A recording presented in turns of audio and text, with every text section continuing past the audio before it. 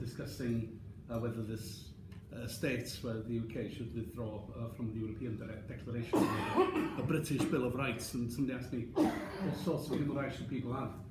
And my answer then is the same as it is now, exactly the same rights as I want for myself. That is the point. When Ronnie was talking a moment ago about people being deprived of the liberty for saying what they think. We had a European debate here just before Christmas, and one of the points I made in my own speech was that I'm Welsh and I'm European, and there's nothing in between. Now that might be rebellion, possibly, because I'm denying for myself the legitimacy of the states here. But I have the right to say that in that chamber, and I have the right to say it outside. And that's exactly the same right as I want for the people who are incarcerated in Catalonia and will shortly be moved to Madrid for their trial. Anyway, to carry on, Jane Foran is now going to give us some reflections as well. Jane. Thank you, and thank you, Ronnie. I'm not a politician by any stretch. My day job is working in support of Conservative ministers. I'm English and I'm Conservative, so I'm sometimes reflect on that Mitchell and Webb sketch of really am I the baddie here? However, my university degree was Catalan philology at Liverpool with Professor Dominic Hio, and then a year of Catalan philology in Valencia in the Països Catalanes. So I have been helping Chris in the administration of this group from a parliamentary viewpoint and also from a Catalan speaking viewpoint. So that's a little bit about my background. So please forgive the fact I won't be anywhere near as fluent as Ronnie will be, and I'll have to refer to my notes. I have been asked to speak particularly about our visit to Carme Forcadell, who is the former Speaker of the Catalan Parliament. Christopher and I were honoured to go and visit her in early December in Mastenric prison in Tarragona.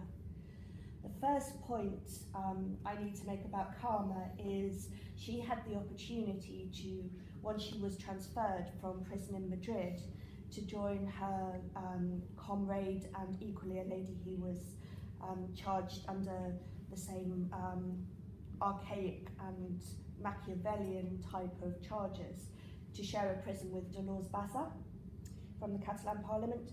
Carme chose not to because her elderly mother, I think the lady is maybe about 90 years old now, lives near Tarragona, and Carme sacrificed the opportunity to be with any of her comrades, to be near her family. This has meant that Carme, who is a very elegant lady, around 60, incredibly intelligent, even in prison, beautifully made up, beautiful hair, she was making such an effort and had a very well-cut trouser suit. In a prison environment, she is incredibly isolated because she's the only political prisoner within that prison environment. I think there are about 300 women surrounding her, but imagine that sort of person in a prison in this country, they're not going to find a lot of conversation, maybe political conversation or comrades of the typical type. So she really has asked me to stress that her contact with the outside world, through things like Ronnie's campaign of letter writing, of cards, she reads everything, of books brought in, because she's by herself, it makes even more of a difference than it does to the male prisoners, who are 7 of them together in one place and have each other. Carme is so isolated. I spoke to some friends and political contacts before I wrote down my notes tonight, and Catalan and British, and said, I don't want to paint a depressing picture, but I think it's only fair to say that she's not in a good way. Physically, she's very much thinner than any of the photos that you might have seen of her in her day job. She's been in prison now for almost 300 days. She was a very slim lady before, but she looks worn down. Although she's making an effort, she's very down in herself. She is in her cell for 16 hours a day, alone. In the summer, she's able to be outside, but the hills around Tarragona are not terribly warm and Mediterranean in winter, so when we saw her, she said, I'm mostly inside. And we said, well, did they let you go and have a coffee? And she said, oh no, I wouldn't touch coffee, caffeine, Diet Coke, anything, because that will keep me awake at night. When I'm awake at night, I worry about my mother, my husband, my son. She has a grandson who's about to be about 1, I think, who doesn't recognise her.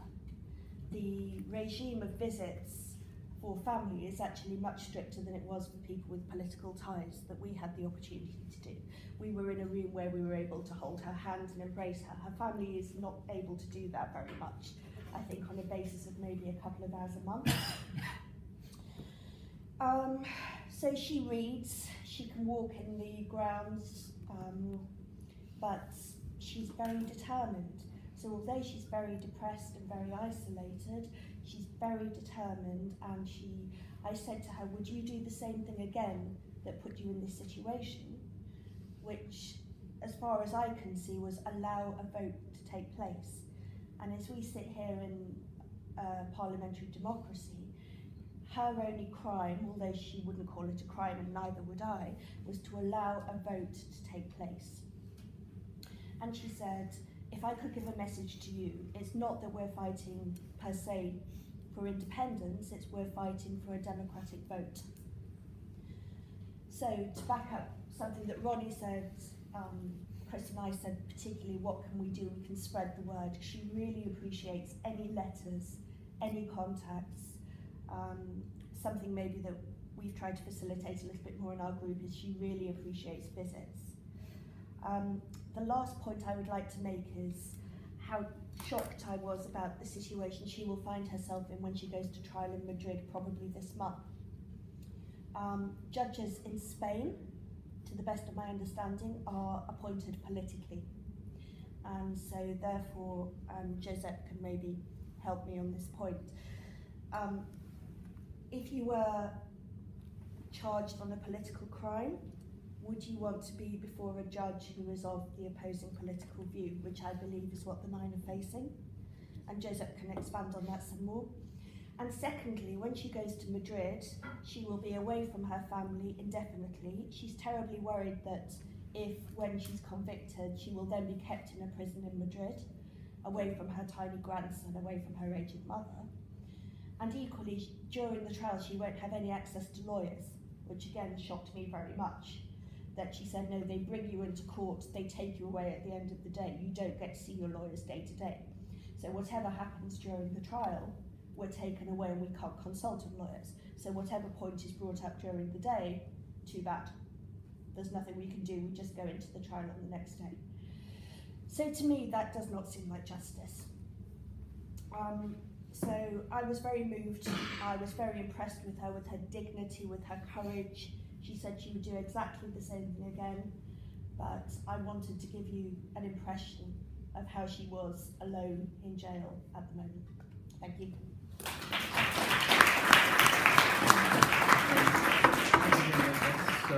That's a very moving accounts of own prison visits. I met Cameron Fooker when she was here. We took her to see the Speaker of the House of Commons, John Burke, who received her in his official residence across the road there, and then welcomed her. We took her into the chamber of the House of Commons and put her in the bench which is reserved for visiting important people, and he welcomed her from the chair, which I took to be symbolically very important indeed. But that's the recognition from one democratic chamber to the Speaker of another democratic chamber. And the operative word there, of course, is democracy. We have our last speaker, our guest here,